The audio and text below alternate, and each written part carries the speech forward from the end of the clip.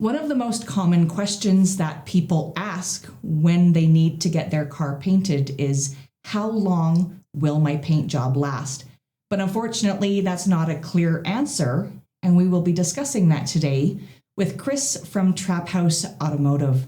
Hi, Chris. How are you today? Good, thanks, Lana. Excellent. I'm really excited about today's topic because my car needs a paint job. So I have a lot of questions that I hope we can demystify for some of the viewers at home. Sure. Excellent. The first question that I have is, what needs to happen first before a car gets painted? So usually, if it comes in damaged, for example, we'll start tearing it down, removing the parts that are, maybe there's a door handle, a belt molding, which is the molding below the window. Maybe there's a rub strip. You remove those kind of things first, and then typically if you're fixing a dent, you're kind of grinding down the paint area. Mm-hmm. You're going to metal work it to be a little more flat. Then you're going to put a little bit of body filler on there, usually to smooth out the dent. And then into prepping for paint, then you'd be sanding the panel back, feathering the edges, and then priming, and then paint. Excellent. How long will that paint job last? But it's not an easy answer, I've heard. No, that can be a loaded question. It really comes down to how you care for it and your climate. We have brutal winters here, Mm-hmm. and winters can really eat your car alive, for sure. We're seeing newer and newer vehicles, every year start rusting. We've been doing estimates on 2020s already. Wow. For rusting rockers on trucks. So how long it'll last kind of depends on your climate or how often you're driving it, of course. Rock chips can, start eating away at the front end of your vehicle. But if it's like a sunny Sunday summer car, it should last almost forever. Depending on your climate, because maybe UV might be really high if you're southern, and that can start kind of baking away at the clear coat too. Right. So it's definitely a loaded question, but there are ways that you could care for it, like paint protection film on the front end will really help with rock chips. Nice. Cavity wax is a big thing for helping for rust, so that's an important thing that a lot of people ask me about, is the bottom of the doors, in the rocker panels or box sides. If you're able to get wax coating in there, cavity wax, that helps a lot. Excellent. I've heard a rumor that people are saying that the paint automotive dealerships are making is poorer quality, and that's why paint jobs don't last as long. Is there any truth to that rumor? There is some. They're kind of always chasing, a profit margin. So they're trying to push less and less paint, kind of change their technology to use less paint by volume. So it'll be a little thinner. We've seen that sometime now that they're using waterborne paint, which isn't, it's a couple decades now. Road salt from rock chips can kind of eat it away a little more. So rock chips will look a little worse sometimes, is what we have found. So it may be a little worse, but an OEM finish is still really good most of the time, because they can bake it a little hotter because they have just a shell at the time versus now we have electronics and everything we have to worry about when you're baking it. Right. So OEM finish is still pretty darn good, but compared to before, maybe they're a little less. Good to know. What if I come into your shop and my car has scratches or there's rust on it? What if my paint is bubbling? Can you just paint over that? No, it's a bit of a process depending on what you got. Scratches a little more straightforward when you're seeing it, because it's, you know why it's there. When it's bubbling, there could be all kinds of different things. It could be rust depending on the location. If it's not in a common rust area, it could have been a previous repair that's starting to bubble. So you could have to really look into what you got going on.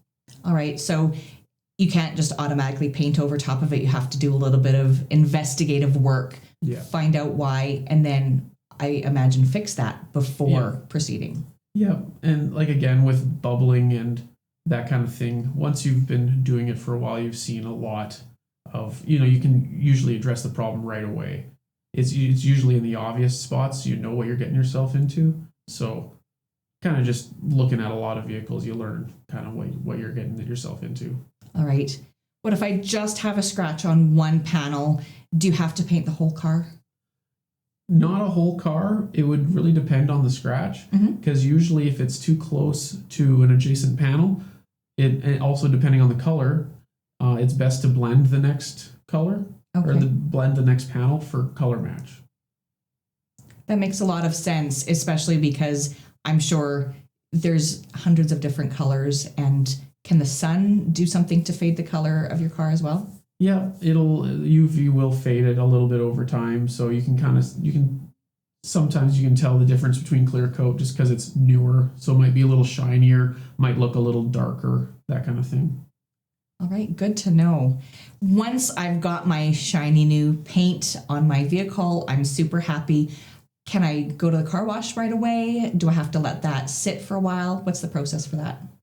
Again, that would depend on the painter, of course. Some shops don't have the capacity to bake, and so you might need to wait a day or so. Most of the time, it has sat long enough in most cases that you should be fine. A lot of the times before you've even gotten the vehicle the shop's already maybe wet sanded and polished it a little bit, and it's already been washed. So you should be mostly safe. In some clear coats, you would be more focused on not letting water droplets dry because you might kind of get water spotting when it's still pretty fresh. Wow, okay. So it might be okay to wash it, but maybe make sure it's dry. Another thing that would be important, not necessarily washing it, but if you just recently had it painted, talk to the shop about if you can paint protection film it, how long they want that to wait. Okay. So that would be more important really than washing, because if you paint protection film too soon, it can like trap solvents when it's still trying to cure, and maybe it sticks and it looks perfectly fine, but in a couple of years later, if you ever replace that PPF paint protection film, it might take paint with it. So that would be that would be more important in my opinion. And do you recommend paint protection film to go on top of that paint job? I think the paint protection film helps a lot. So even a brand new vehicle, you might as well do it right away too. Because even after a little bit of driving, you'd be surprised the abuse the front ends or high impact areas take. Yes, I had my new car in 2020 and I couldn't believe the rock chips I had in the first week. Yeah. We've fixed some with as low as 1,700 kilometers on them just because the box sides of a truck kind of flared out a little bit in front of the rear wheels, and it got chewed up really quick before you could even get it paint protected. Wow, that's surprising. So get your car painted, but also protected. Absolutely. Right. And while we're on the subject of washing the car, should I avoid like those automatic car washes? What's the best practice for washing my car?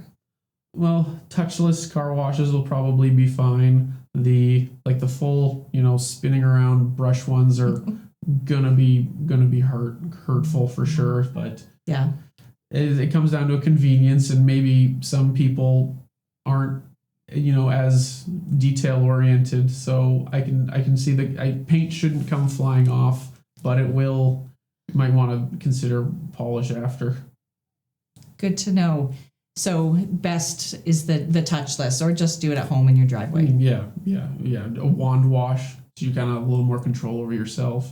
Yeah. A microfiber mitt rather than the brushes they have available, that kind of thing.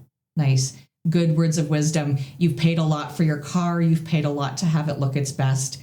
It's a small sacrifice to take a little bit extra time on the wash. Yeah. Plus, I find that those spinny brushes, they don't ever get my car perfectly clean. I'm left swearing at all the places it didn't get. Yes. And the last question that I have for you today, Chris, is do you offer a warranty on your paint services? Yep, of course. If you're seeing peeling and stuff, that's a big problem. You want to be looking into that for sure. Warranty, the only time it gets a little finicky is usually around rust repair. Okay. So, because people usually will ask, how long will this rust repair last?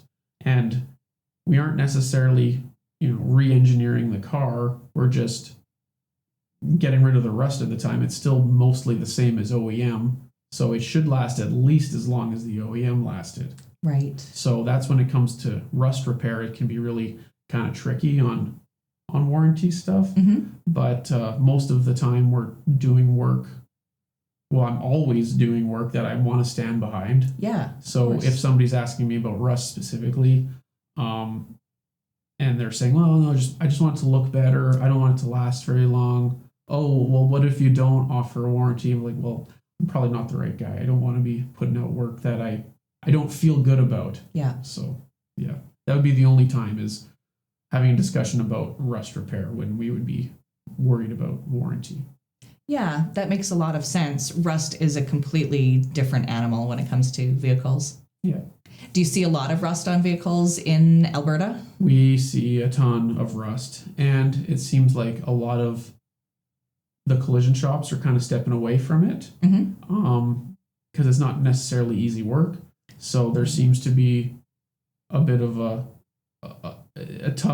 bit of a lack of a market for people willing to take it on. Okay. But another problem with rust is it's usually quite a bit of work, so it can be a bit of a sticker shock. Okay. So if people are coming in asking for, say you have a truck, for example, and you want me to replace your rockers, that's it's a really labor intensive job to take apart a truck enough to do the rockers properly. So when someone comes in for rockers, it's kind of like a wince because like you might think I'm a thief because this is a tough job. Well, that's good to know going in. So if you are looking for rust repair, just keep in mind that it's a bit of a process. They want to do a perfect job getting rid of all that rust. I imagine that the better job that you get done on rust, the longer it's going to last, the better it's going to look. Yep, exactly. Because it can look real easy, like, oh, there's a couple bubbles here. Can you just grind it down and paint over it? Well, it's never that easy because usually a bubble will suggest, for rust at least, that it could be perforated from the back and it's creating a pinhole and the moisture is pushing the paint off the panel. Okay. So usually we'll have to cut out that area, build a patch, or maybe there's patches available, weld it in, and kind of, then you're grinding, you're welding, you're grinding, body working, all of that. So it can, a little spot can take several hours. Wow. That's really fascinating. I didn't realize there was so much work to go into it. I think people are happy to pay the price once they know that it actually takes a lot of work and it takes skilled people to do that work. Yeah, it's a lot of labor, but we're fine with doing it. Nice. Well, thank you so much. I learned so much more. I can't wait to fix my scratches on my car, and I hope you have a great rest of your day. Thanks, Alana. You too. Thanks.